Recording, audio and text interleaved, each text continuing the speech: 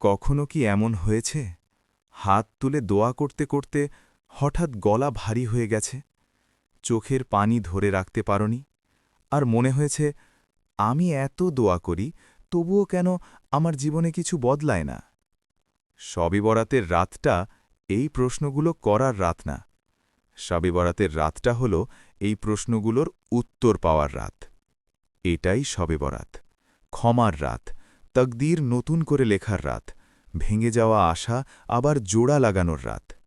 হাদিসে এসেছে, এই রাতে আল্লাহ তাআলা আসমানের নিকটবর্তী স্তরে নেমে আসেন এবং বলেন, কে আছো আমার কাছে ক্ষমা চাইবে, আমি তাকে ক্ষমা করে দেব। কে আছো আমার কাছে কিছু চাইবে, আমি তাকে দিয়ে দেব। একবার ভাবো তো, এই ডাকটা আজ তোমার জন্যেও।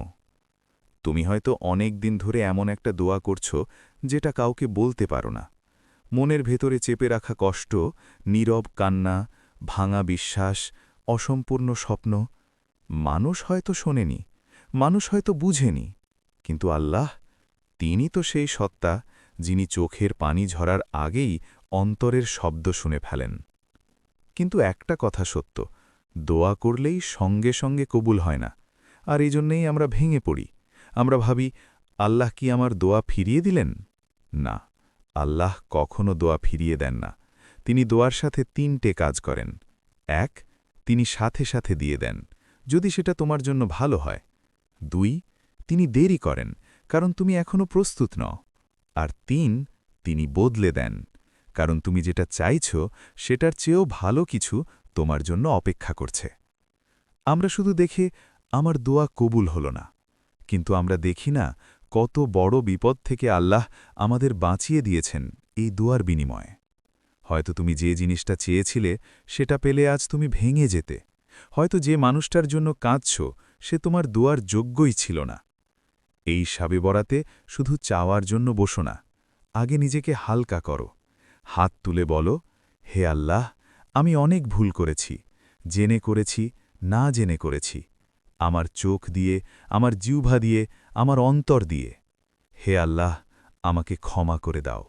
কারণ শবে বরাত হল ক্ষমা পাওয়ার পর নতুন করে চাওয়ার রাত। তারপর ধীরে ধীরে বলো, হে আল্লাহ, আমি খুব ক্লান্ত, অনেক অপেক্ষা করেছি, অনেক কেঁদেছি। হে আল্লাহ, আমার সেই দোয়ার দরজাটা খুলে দাও যেটার সামনে দাঁড়িয়ে আমি প্রতিদিন আশা নিয়ে থাকি।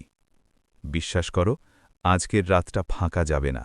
হয়তো আজই সব বদলে যাবে না, কিন্তু আজকের দোয়া তোমার তাকদীরের পাতায় লিখে রাখা হবে। কারণ আল্লাহ বলেন, হতাশ হইও না, আমি তোমাকে ভুলে যাইনি। শেষে শুধু এটুকু মনে রেখো, আল্লাহ কখনো বলেন না আমি দেব না, তিনি বলেন আমি সঠিক সময় দেব। হে আল্লাহ, আমাদের এমন কিছু দাও যেটা পেয়ে আমরা বলবো আলহামদুলিল্লাহ। শবে বরাত মুবারক। আল্লাহ তোমার সব নীরব দোয়া কবুল করুন। আমিন।